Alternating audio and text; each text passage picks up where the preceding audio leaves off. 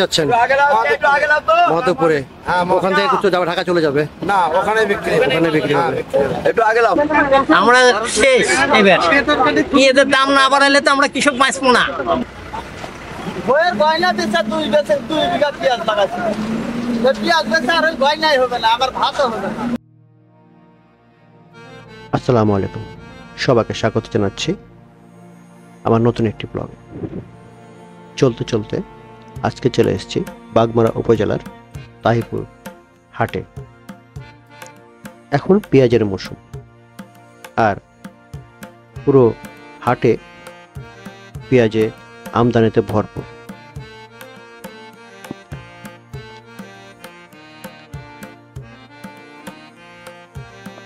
প্রতি শুক্রবার এবং সোমবার বসে এই হাট।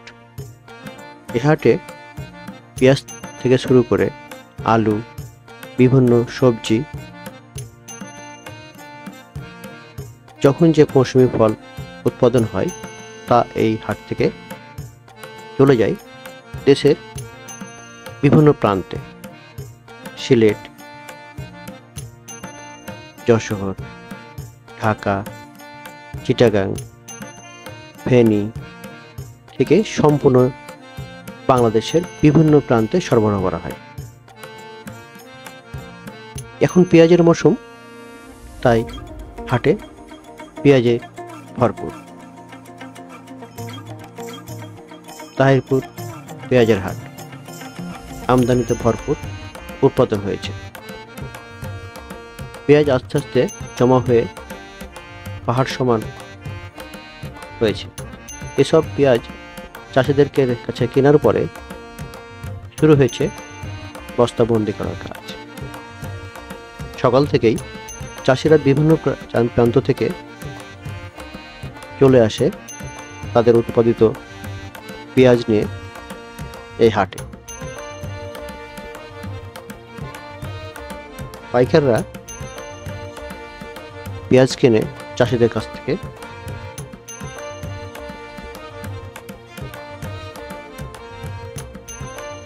পেঁয়াজ কেনার পর জমা করা হয় ওজন মাপের যন্ত্র দিয়ে। পাহাড় সমান পেঁয়াজ রাখার পরে সেগুলো ডালি দিয়ে এখানকার লেবাররা বস্তাবন্দি করে। খুব ভোরে শুরু হয় পেঁয়াজের হাট। কেনাদানা শেষ করার পরে দুপুরের পর শুরু হয় বস্তাবন্দি করার কাজ। পেঁয়াজের কলি এখনো আসতেছে, বিভিন্ন প্রান্ত থেকে ভ্যানে করে আসে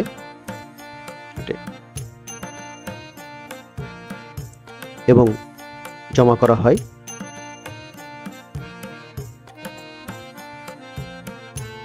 ট্রাকে করে অন্যত্র পাঠানোর জন্য।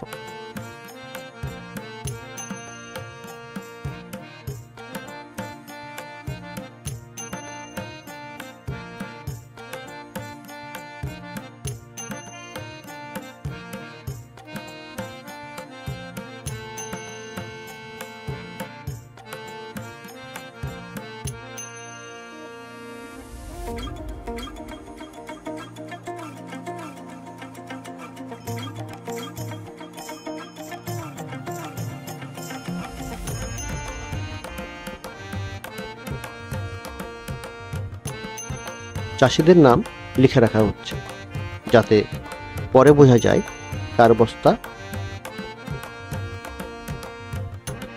এবং কোথায় যাবে সেটা। এখানে চলছে সেই নাম লেখার কাজ এবং ভ্যান থেকে আনলোড করার কাজ।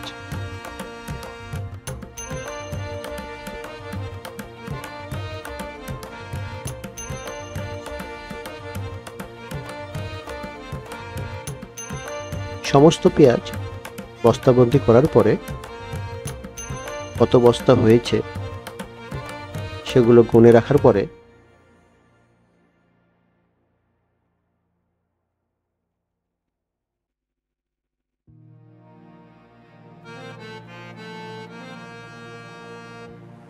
শুরু হয় বস্তাবন্দি করার, অর্থাৎ পেঁয়াজের যাতে পড়ে না যায় সেক্ষেত্রে পেঁয়াজের বস্তা সেলাই করার কাজ। পেঁয়াজের বস্তা সেলাই করে তোলা হয় ট্রাকে। এখানে চলছে পেঁয়াজের বাজার কেমন? পেঁয়াজের বস্তা সেলাইয়ের কাজ, যাতে রোদে না পড়ে যায়। অন্যান্য বার চাইতে কম দাম না বেশি? কম দাম।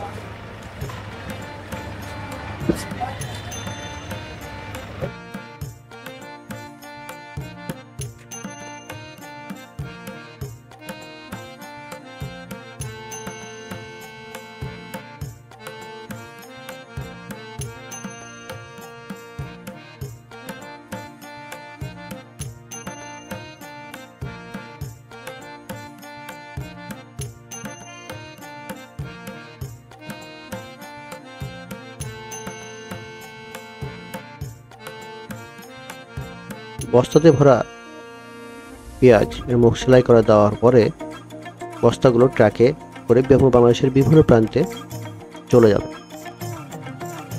পেঁয়াজের ফলন বাম্পার হওয়াতেও খুশি নেই চাষিরা, কারণ অন্যান্য বছরের তুলনায় এবার পেঁয়াজের উৎপাদন খরচ অত্যন্ত বেশি, কিন্তু পেঁয়াজ বিক্রি করার সময় সেরকম দাম নেই।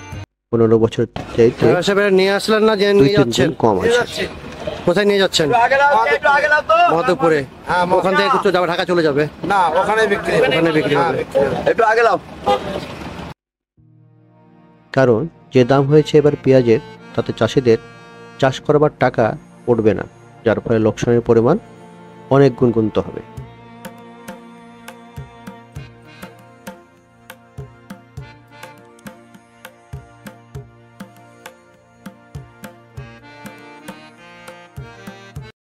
অন্যান্য সাইটে এবারে পেঁয়াজের বাজার অতি কম, যেটা না বললেই না। গত বছর পেঁয়াজের বাজার ছিল 4,000, 3,000। পেঁয়াজের বাজার 2,000 থেকে 1,500 এর মধ্যে কেনা বেচা চলছে।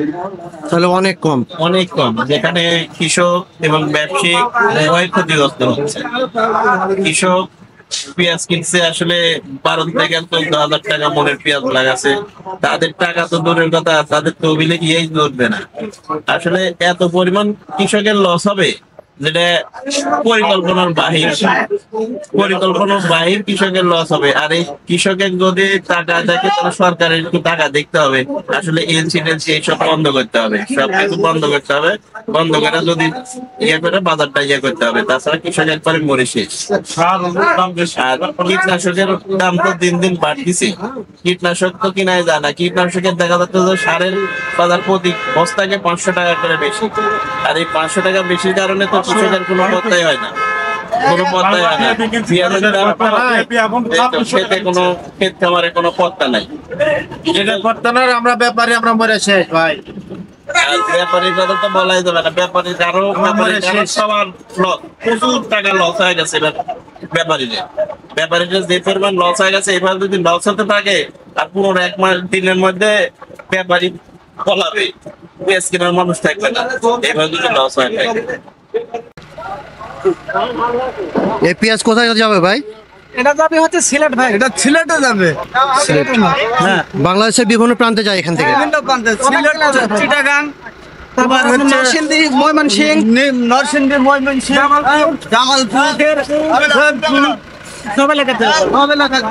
এটা আমরা তারপরে পেঁয়াজ সব এলাকাতে। পেঁয়াজের বাজার এরকম থাকলে তো আচ্ছা, মানুষ এখনো পেঁয়াজ কিনে খাইতে পারছে না নাকি? এই সামান ভিডিও করছে, বুঝতে পারছে না। এখনো ব্যাগ নিয়ে ঘুরছে।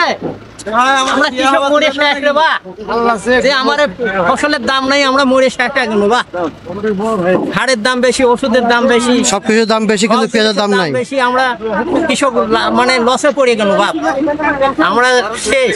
এবার পেঁয়াজের দাম না বাড়াইলে তো আমরা কৃষক বাঁচবো না, বুঝতে পারছেন? মাথার ঢাইলে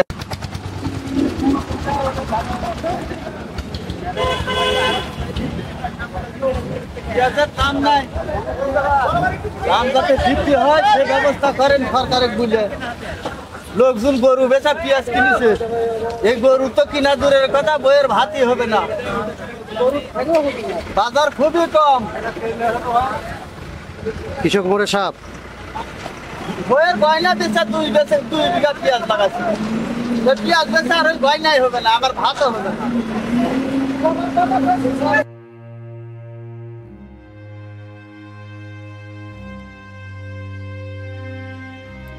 সরকারের কাছে আকুল আবেদন এসব পেঁয়াজ চাষিদের দিকে বিশেষ নজর দেওয়ার জন্য, যাতে দেশের কৃষক বাঁচে এবং দেশও বাঁচে।